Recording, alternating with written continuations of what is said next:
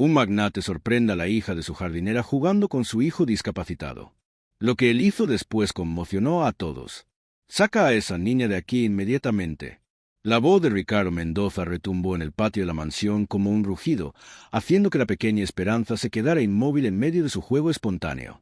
Antes de comenzar el vídeo, suscríbase en el canal y deje su like para ayudar a mantener más historias inspiradoras como estas y no se olvide de escribir un comentario de donde estás asistiendo a este vídeo. La niña de apenas 7 años, hija de María, la empleada de jardinería de la familia, había sido descubierta entreteniendo a Mateo, el hijo de 6 años del magnate que permanecía en una silla de ruedas desde hacía 3 años. Lo que debería haber sido un instante inocente de diversión entre dos niños se transformó en una escena de total bochorno. «Señor Mendoza, le ruego que me perdone». Ella solamente. María apareció corriendo desde el invernadero, con las manos aún sucias de tierra y el rostro enrojecido de pena. «No quiero justificaciones. La contraté para cuidar mi jardín, no para permitir que su hija perturbe a Mateo». Ricardo señaló a Esperanza con desprecio. «Esa cría no tiene modales para convivir con niños de nuestra clase social». Esperanza permaneció quieta con sus grandes ojos cafés llenos de lágrimas. A sus 7 años ella ya comprendía perfectamente lo que implicaban esas palabras. Mateo, por su lado, extendió sus bracitos hacia su amiga, protestando desde su silla de ruedas. «Papá, no. Esperanza es mi amiga. Ella me hace sonreír». «Silencio, Mateo. Vete a tu cuarto ahora mismo». Ricardo se dirigió hacia María. «Y tú, vigila mejor a tu hija o consíguete otro empleo». María agachó la cabeza, tomó a Esperanza de la mano y se encaminó hacia la salida lateral, pero algo en la expresión de la niña le llamó la atención. No era tristeza. Era una resolución extraña para alguien tan pequeña, como si ella estuviera memorizando cada palabra, cada ademán de humillación en su mente. Mientras caminaba jalada por su madre, Esperanza miró hacia atrás por última vez. Mateo continuaba extendiendo los brazos hacia ella, sollozando, mientras Ricardo empujaba la silla de ruedas hacia el interior de la casa con fastidio.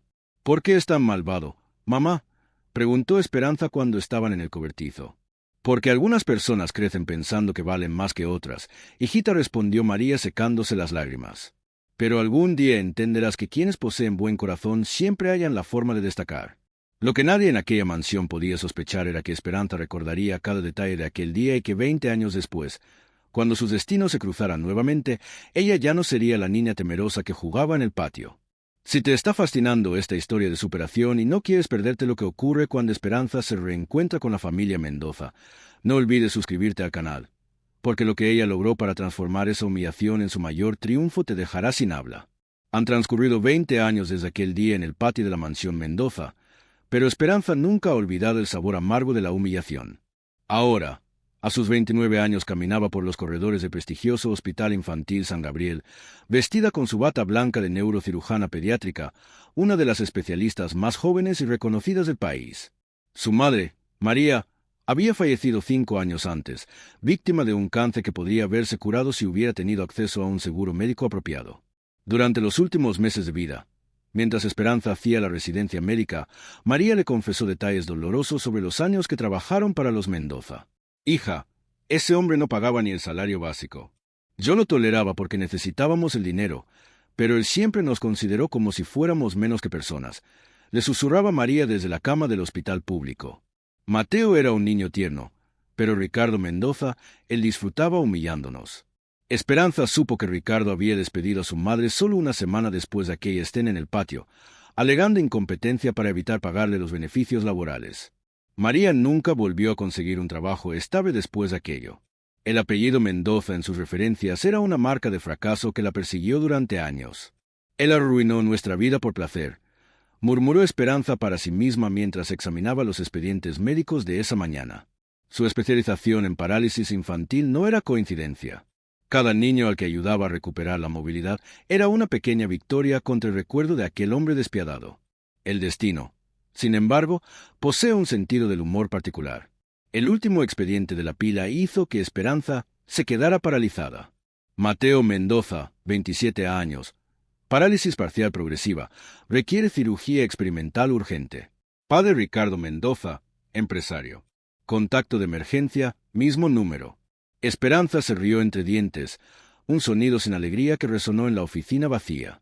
Después de 2 décadas, El universo le estaba entregando Ricardo Mendoza en bandeja. Mateo, ahora adulto, había desarrollado una enfermedad neurológica degenerativa que amenazaba con paralizarlo completamente. Y Esperanza era literalmente la única cirujana en el país especializada en ese procedimiento específico. Ella tomó el teléfono y marcó el número, 3 timbres y una voz conocida, aunque más envejecida. Respondió Mendoza. Señor Mendoza, soy la doctora Esperanza Vázquez, neurocirujana de San Gabriel. Necesito conversar con usted sobre el caso de Mateo Mendoza. Hubo una larga pausa. Esperanza casi podía escuchar los engranajes de la memoria funcionando al otro lado de la línea. Vázquez, ese apellido me resulta familiar. Me imagino que sí, respondió Esperanza con voz cuidadosamente neutra. Mi madre era María Vázquez. Ella trabajó en su propiedad hace unos años. El silencio que siguió fue ensordecedor. Cuando Ricardo finalmente habló, su voz estaba tensa. Usted es la hija de esa jardinera. Soy la hija de María Vázquez. Sí, y ahora soy la única persona que puede salvar a su hijo. Esperanza escuchó la respiración pesada de Ricardo. 20 años de privilegios y arrogancia se enfrentaban a la realidad de que la niña a la que había humillado era ahora la única esperanza de Mateo. Doctora, yo necesito que usted comprenda que lo comprendo perfectamente. Señor Mendoza, interrumpió Esperanza saboreando cada palabra. Comprendo que ahora me necesita. La diferencia es que esta vez las condiciones las establezco yo. En ese momento, mientras Ricardo Mendoza se debatía al otro lado de la línea entre su orgullo herido y la desesperación de un padre, Esperanza se dio cuenta de que la pequeña niña que un día jugó en el patio había crecido y se había convertido exactamente en lo que ese hombre cruel más temía, alguien con poder real sobre su destino. 3 días después, Ricardo Mendoza ingresó en el Hospital San Gabriel como si fuera el propietario del lugar. Su traje de $2,000 y sus zapatos italianos resonaban por los pasillos con la autoridad de quien estaba acostumbrado a comprar soluciones para cualquier problema. A sus 62 años, con el cabello gris perfectamente arreglado y una postura imponente, irradiaba el tipo de confianza que solo décadas de privilegios pueden proporcionar. «Quiero hablar con el director médico», anunció la recepcionista, ignorando por completo la fila de familias que llevaban horas esperando. Ricardo Mendoza de Empresas Mendoza. Es sobre mi hijo. La recepcionista, una mujer mestiza de mediana edad llamada Carmen, lo miró con la paciencia profesional de quien ya había tratado con muchos hombres como él. Señor, el doctor García está en cirugía, pero la doctora Vázquez, que es la responsable del caso de su hijo, puede recibirlo en 15 minutos. No he venido aquí para hablar con subordinados, replicó Ricardo con desdén. Quiero hablar con quien realmente dirige aquí. Carmen intercambió una mirada significativa con una enfermera cercana. Conocían bien ese tipo de comportamiento, pero también conocían muy bien la reputación de la doctora Vázquez. Señor Mendoza, le puedo asegurar que la doctora Vázquez es una de las cirujanas más respetadas del país. Ella ha salvado la vida de cientos de niños. Mírame bien. Ricardo se inclinó sobre el mostrador y bajó la voz a un tono amenazante. Puedo comprar todo este hospital si quiero. No voy a dejar la vida de mi hijo en manos de alguien que, bueno, ya me entiende. Carmen lo entendió perfectamente. 40 años trabajando en hospitales le habían enseñado a reconocer cada matiz del prejuicio disfrazado de preocupación legítima. Ella apretó discretamente un botón debajo del mostrador, una señal para Esperanza, que observaba todo a través de las cámaras de seguridad de su consultorio. Esperanza sonrió por primera vez en días. Ricardo Mendoza no había cambiado nada. Seguía siendo el mismo hombre arrogante que creía que podía humillar a la gente y luego comprar su salida de las consecuencias. Cogió el teléfono y marcó un número que había memorizado la noche anterior. Doctor Fernando Herrera. Soy Esperanza Vázquez. Necesito ese favor que me debe. Herrera, uno de los abogados más temidos de San Francisco y especialista en negligencia médica, había sido compañero de Universidad de Esperanza. Ella había salvado a su hijo de una parálisis permanente 2 años antes, rechazando cualquier pago para ti, Esperanza, lo que sea. ¿Qué necesitas? Quiero que investigues a Ricardo Mendoza de Mendoza Enterprises. Todo impuestos, prácticas laborales, contratos cuestionables, especialmente cómo ha tratado a sus empleados domésticos en las últimas 3 décadas. Mendoza, ese nombre me suena, ¿no es el que tuvo problemas con el Ministerio de Trabajo hace unos años? Esperanza sintió que el corazón se le aceleraba. Cuénteme más. Varias denuncias de explotación de trabajadores domésticos, salarios por debajo del mínimo, despidos sin causa justificada, condiciones insalubres, todo encubierto con dinero. pero los procesos están ahí. Puedo tener informes detallados en 48 horas. Mientras tanto, en la planta baja, Ricardo estaba perdiendo la paciencia. Mateo había llegado al hospital en ambulancia la noche anterior, con su estado deteriorándose rápidamente. Los médicos habían sido claros. Sin la cirugía experimental le quedaban como máximo 6 meses antes de quedar completamente paralizado. «Papá, por favor», suplicaba Mateo desde la cama de la habitación privada que Ricardo había exigido. La doctora Vázquez tiene una reputación increíble. He leído sobre ella en Internet. Es literalmente la única persona en todo el país que realiza esta cirugía. Hijo, ¿no lo comprendes? Esa mujer tiene antecedentes conmigo. No puedo confiar en ella. ¿Qué tipo de antecedentes? Mateo frunció el ceño. A sus años, licenciado en periodismo por Columbia, había heredado la inteligencia de su padre, pero no su arrogancia. Papá, ¿de dónde la conoces? Ricardo apartó la mirada. Es complicado. Cuestiones antiguas de negocios. Pero Mateo no era fácil de engañar. Cogió su portátil y empezó a investigar. En 20 minutos encontró artículos sobre la inspiradora trayectoria de la doctora Esperanza Vázquez, hija de una jardinera, la primera de su familia en graduarse en la universidad, especialista en neurología pediátrica formada en Harvard, responsable de desarrollar técnicas quirúrgicas revolucionarias. Papá, dijo Mateo lentamente. Vázquez es un apellido muy común, pero ¿recuerdas a una jardinera llamada María Vázquez que trabajó para nosotros hace muchos años? El silencio de Ricardo fue ensordecedor. Mateo siguió escribiendo y entonces sus ojos se abrieron como platos. Dios mío, ¿es verdad? Es la hija de María. Mateo, eso no te acuerdas de su hija, Esperanza. La niña que me hacía reír cuando estaba en silla de ruedas. Ricardo sintió que la sangre se le escapaba del rostro. Habían pasado 20 años, pero recordaba perfectamente aquel día en el patio. La niña de 9 años a la que había humillado en público, gritándole como si fuera menos que humana. «Papá, ¿qué has hecho?» La voz de Mateo estaba cargada de una creciente y horrible percepción. En ese momento, Esperanza apareció en la puerta de la habitación, vestida con su bata blanca y con el estetoscopio colgado al cuello. Era la personificación misma del éxito profesional. Sus ojos se encontraron con los de Ricardo con la misma serenidad que había mostrado a los 9 años. Pero ahora, detrás de esa calma, él podía ver algo que le hizo tragar saliva. «Buenas tardes, señor Mendoza», dijo Esperanza con voz perfectamente profesional. «Mateo, ¿cómo te encuentras?» Mateo miró a su padre y a Esperanza, comprendiendo lentamente la dinámica que se desarrollaba ante ella. «Doctora Vázquez, yo quiero disculparme por cualquier cosa que no hay nada de que disculparse, Mateo». La interrumpió Esperanza con amabilidad. «Siempre ha sido un niño dulce. Siempre». Ricardo observó el intercambio dándose cuenta de que estaba perdiendo por completo el control de la situación.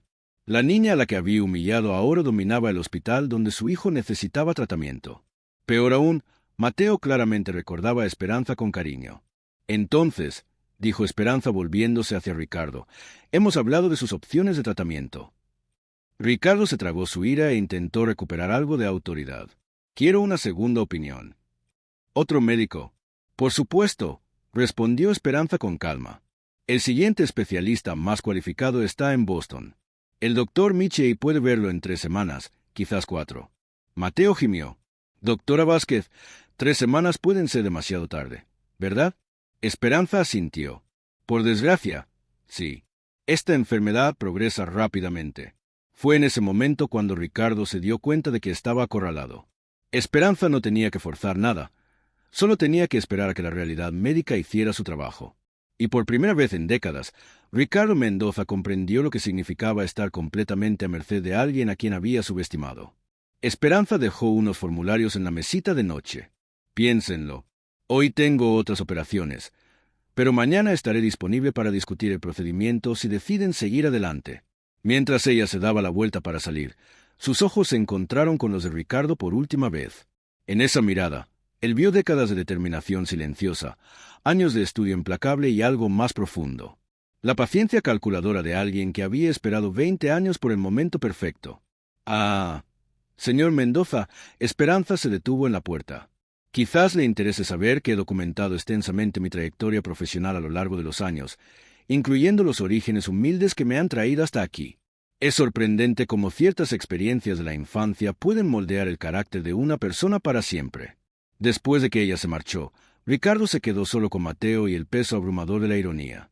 La niña que había considerado indigna de estar en presencia de su hijo era ahora la única persona en el mundo capaz de salvarlo. A la mañana siguiente, Esperanza llegó al hospital con un maletín de cuero negro y una sonrisa que Ricardo no lograba descifrar. Mateo había pasado una noche difícil con espasmos musculares que indicaban la rápida progresión de su enfermedad. El tiempo se agotaba rápidamente. «Buenos días, señor Mendoza», saludó Esperanza cordialmente, colocando el maletín sobre la mesita de noche. «He traído algunos documentos para que los revisemos antes de la cirugía». Ricardo frunció el ceño. «¿Qué tipo de documentos?» «Oh, solo algunos datos interesantes sobre su empresa. Mi abogado, el doctor Herrera, es muy meticuloso en sus investigaciones». Esperanza abrió el maletín con movimientos deliberadamente lentos. «Por ejemplo, hemos descubierto que entre 2005 y 2015 su empresa fue objeto de 47 denuncias ante el Ministerio de Trabajo por explotación de empleados domésticos». La sangre de Ricardo se heló. Mateo, incluso en su estado debilitado, se enderezó en la cama. «Papá, ¿de qué está hablando ella?» Esperanza sacó un documento de la carpeta. «Salarios por debajo del mínimo legal. Despido sin causa justificada para evitar el pago de derechos. Condiciones de trabajo insalubres. 47 familias perjudicadas». Hizo una pausa teatral, incluida la mía. Eso no tiene nada que ver con el tratamiento médico», balbuceó Ricardo, pero su voz delataba su creciente desesperación. «Ah, pero tiene mucho que ver, señor Mendoza». Esperanza pasó una página, porque entre esas 47 familias, 23 tuvieron hijos que no pudieron terminar la secundaria debido a las dificultades económicas causadas por sus prácticas explotadoras. 15 familias perdieron sus casas.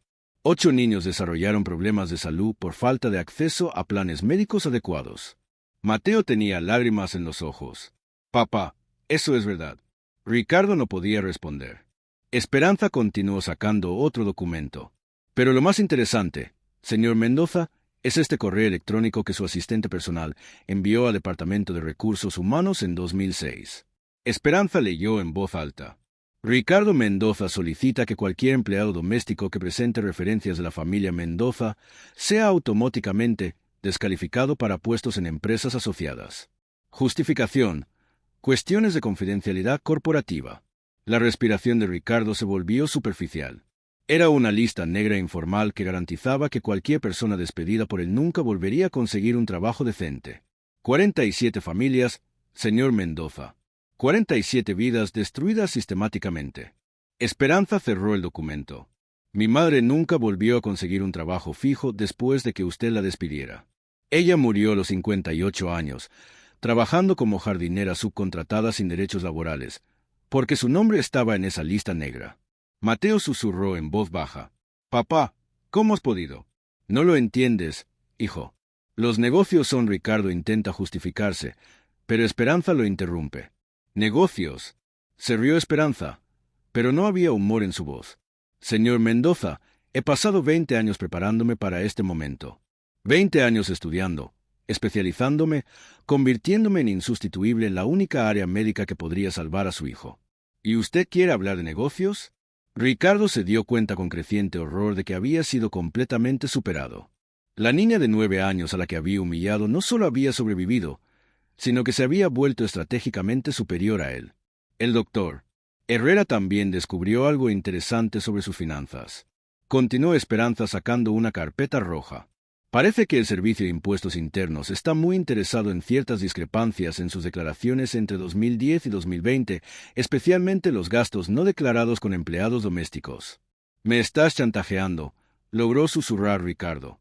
«Chantaje sería usar esto para obtener algo que quiero», respondió Esperanza con calma. «Pero ya tengo todo lo que quiero, señor Mendoza. Tengo una carrera brillante, reconocimiento internacional y la capacidad de salvar vidas, incluida la vida de Mateo». Mateo miró a su padre y a Esperanza, empezando a comprender la compleja dinámica que se estaba desarrollando. «Entonces, ¿qué quieres?», preguntó Ricardo derrotado. «Justicia», respondió Esperanza simplemente. «Quiero que experimente durante unos momentos lo que significa depender completamente de la bondad de alguien que tiene todos los motivos para negarle su ayuda». Esperanza se volvió hacia Mateo. Querido, tu cirugía está programada para mañana a las 7 de la mañana. El doctor García será mi asistente principal y tenemos un 85% de posibilidades de éxito total. Mateo abrió mucho los ojos. ¿Usted va a operarme después de todo lo que ha hecho mi padre? Mateo, tú no tienes la culpa de los pecados de tu padre, dijo Esperanza con amabilidad. Y yo no me hice médico para negar tratamiento a quienes lo necesitan. Me hice médico para curar, independientemente de quienes sean los padres de mis pacientes. Ricardo estaba visiblemente conmocionado. ¿Por qué? ¿Por qué lo hace? Esperanza lo miró directamente a los ojos. Porque, señor Mendoza, la diferencia entre nosotros es simple. Usted usa su poder para destruir a las personas. Yo uso el mío para curarlas. Y cuando Mateo salga de esta cirugía caminando, él entenderá que la verdadera fuerza no proviene de humillar a los demás, sino de superarlos. Ella cerró la carpeta y se dirigió a la puerta. Ah, señor Mendoza, una última cosa.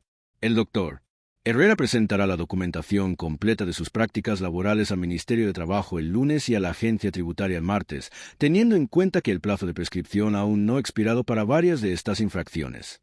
Ricardo sintió que le temblaban las piernas. Décadas de explotación sistemática estaban a punto de derrumbarse sobre él. Pero no se preocupe, sonrió Esperanza por primera vez. Una sonrisa genuina al mirar a Mateo. Su hijo estará caminando mucho antes de que comiencen sus audiencias judiciales. Él necesitará sus piernas para visitarlo en la cárcel. En ese momento, mientras Ricardo Mendoza finalmente comprendía que la niña de 9 años se había convertido en la peor pesadilla de su conciencia, una pregunta permanecía en el aire. ¿Era posible que un hombre que había pasado décadas destruyendo vidas pudiera aprender algo sobre la redención al ver a su propio hijo salvado por la compasión de alguien que tenía todos los motivos para odiarlo? 6 meses después de la cirugía que salvó a Mateo Mendoza, Esperanza caminaba por los pasillos del hospital con una energía diferente. La operación había sido un éxito total. Mateo no solo recuperó por completo el movimiento de las piernas, sino que se convirtió en uno de los pacientes más motivados que Esperanza había tratado jamás. El joven había aprovechado su experiencia para convertirse en un apasionado defensor de los derechos laborales, escribiendo artículos que denunciaban las prácticas explotadoras que su propio padre había perpetuado. Doctora Vázquez, llamó el doctor García acercándose con un sobre dorado. Ha llegado la confirmación oficial. El premio a la médica del año será suyo. Es la primera vez que alguien menor de 30 años recibe este honor. Esperanza sonrió recordando a la niña de 9 años que un día fue considerada indigna de estar en presencia de niños de posición social superior. La ironía era deliciosa. La misma determinación que Ricardo Mendoza había intentado aplastar ahora la colocaba en la cima de su profesión. ¿Y hay más?, continuó el doctor García. El documental sobre su vida, del jardín a la cirugía, ha sido nominado a Emmy a Mejor Documental sobre Derechos Sociales. Mateo Mendoza es uno de los productores ejecutivos. En ese mismo momento, al otro lado de la ciudad, Ricardo Mendoza firmaba los últimos documentos de su quiebra personal. Las investigaciones del doctor Herrera habían revelado décadas de evasión fiscal y explotación laboral. Solo las multas del Servicio de Impuestos Internos habían consumido el 70% de su patrimonio. Las demandas laborales presentadas por las 47 familias perjudicadas habían agotado el resto. Señor Mendoza, dijo su abogado guardando los documentos, lamento informarle que ya no puedo representarlo en los procesos penales. Sus activos restantes no cubren nuestros honorarios. Ricardo miró por la ventana del pequeño apartamento donde ahora vivía. La vista ya no era la mansión con jardines donde una vez había humillado a una niña por jugar con su hijo. Era una vista de ladrillos sucios y contenedores de basura desbordados. A los 63 años se enfrentaba a la posibilidad real de ir a la cárcel por los delitos laborales que había cometido durante décadas. Mateo había cambiado completamente de vida, había adoptado legalmente el apellido de su madre y había cortado todos los lazos financieros con él. Papá, le había dicho él en la última conversación que tuvieron, necesito construir una vida basada en valores que tú nunca me enseñaste. Esperanza me ha enseñado que la verdadera fuerza no proviene de destruir a los demás, sino de elevarlos. Mientras tanto, Esperanza estaba siendo entrevistada en directo en la televisión nacional sobre su trayectoria. Doctora Vázquez, preguntó la presentadora cómo se siente al saber que su historia ha inspirado a miles de jóvenes de comunidades desfavorecidas a estudiar medicina. Creo que cada injusticia que enfrentamos puede convertirse en combustible para nuestra determinación, respondió Esperanza con calma. Cuando Ricardo Mendoza me humilló a los 9 años, Él creía que me estaba poniendo en mi lugar. En realidad, él me estaba motivando a encontrar un lugar mucho más grande de lo que él jamás podría imaginar. La cámara captó su sonrisa serena. Hoy dirijo uno de los programas de becas médicas más importantes del país, específicamente para hijos de trabajadores domésticos. Ya hemos graduado a 50 médicos que, como yo, provienen de familias que sufrieron explotación laboral. A la semana siguiente, los titulares de los periódicos contaban historias paralelas. Magnate condenado a 8 años de prisión por explotación laboral ocupaba la sección de sucesos, mientras que América Latina recibe Premio Internacional de Derechos Humanos. Dominaba la portada. Mateo, ahora con las piernas completamente recuperadas, corría todas las mañanas por el mismo patio donde su amiga Esperanza había sido humillada 20 años antes. La mansión ahora pertenecía a una fundación que Mateo había creado para albergar a familias de trabajadores domésticos en situación de vulnerabilidad. La ironía era poéticamente perfecta. El lugar que un día simbolizó la exclusión y el privilegio era ahora un símbolo de inclusión y justicia social. Esperanza siempre dice que la mejor venganza no es igualarse al opresor, sino superarlo de tal manera que su propia existencia se convierta en la prueba de que él estaba equivocado, explicó Mateo durante una conferencia en Harvard sobre transformación social. Mi padre intentó quebrantar el espíritu de una niña de 9 años. En cambio, forjó a una de las cirujanas más importantes de su generación. El último día antes de que Ricardo fuera llevado a prisión, recibió una carta inesperada. Era de Esperanza. El mensaje era sencillo, pero devastadoramente poderoso. Señor Mendoza, cuando tenía 9 años, usted me dijo que no tenía los modales necesarios para relacionarme con niños de nuestra clase social. Hoy dirijo el departamento de neurocirugía del hospital donde salvé a su hijo. Presido una fundación que ha cambiado la vida de miles de familias como la mía y soy considerada una de las médicas más influyentes del país. Tenía razón en una cosa. Realmente no tenía cabida en su clase social. Mi lugar siempre ha estado muy por encima de ella. Gracias por mostrarme, aunque fuera sin querer, que los verdaderos modales no vienen de la cuna, sino de la determinación de convertir cada no en combustible para un sí aún mayor. Con respeto profesional, doctora Esperanza Vázquez. Ricardo dobló la carta lentamente, comprendiendo por fin la magnitud de su derrota, pero algo más profundo comenzó a germinar en su interior. El peso aplastante del arrepentimiento genuino. Años después, desde su celda en la prisión, Ricardo escribía cartas de disculpa a cada una de las 47 familias que había perjudicado. La mayoría nunca le respondió, pero algunas sí lo hicieron. No con perdón, sino con la dignidad de quienes finalmente habían visto justicia. Mateo visitaba a su padre una vez al mes, no por obligación filial, sino porque había aprendido de Esperanza que la sanación requiere enfrentar el pasado, no huir de él. Papá, le dijo durante una de esas visitas, Esperanza me enseñó que el verdadero poder no es el que tienes sobre otros, sino el que tienes sobre ti mismo para cambiar. Mientras tanto, la doctora Esperanza Vázquez inauguraba su 5ª clínica gratuita en comunidades marginadas. En el evento, rodeada de los 200 médicos que ahora habían sido beneficiarios de sus programas de becas, reflexionó sobre el círculo perfecto que la vida había trazado. La niña que una vez fue considerada indigna de jugar en un jardín elegante, ahora tenía jardines enteros de esperanza floreciendo por todo el país. La verdadera victoria, dijo en su discurso inaugural, no es cuando derrotas a quien te hirió. Es cuando transformas ese dolor en sanación para otros que sufren la misma injusticia. Y en algún lugar del cielo, María Vázquez sonreía, sabiendo que su hija había cumplido la promesa que le había hecho años atrás, que quienes poseen buen corazón siempre hallan la forma de destacar. La justicia, después de todo, no solo se trata de castigo. A veces, se trata de demostrar que el amor y la determinación siempre triunfan sobre el odio y la arrogancia. Si crees que esta historia no puede repetirse, suscríbete al canal. Aquí damos voz a las voces silenciadas. Compartimos historias que necesitan ser contadas y demostramos que la lucha por el respeto sigue viva. Tu suscripción es resistencia.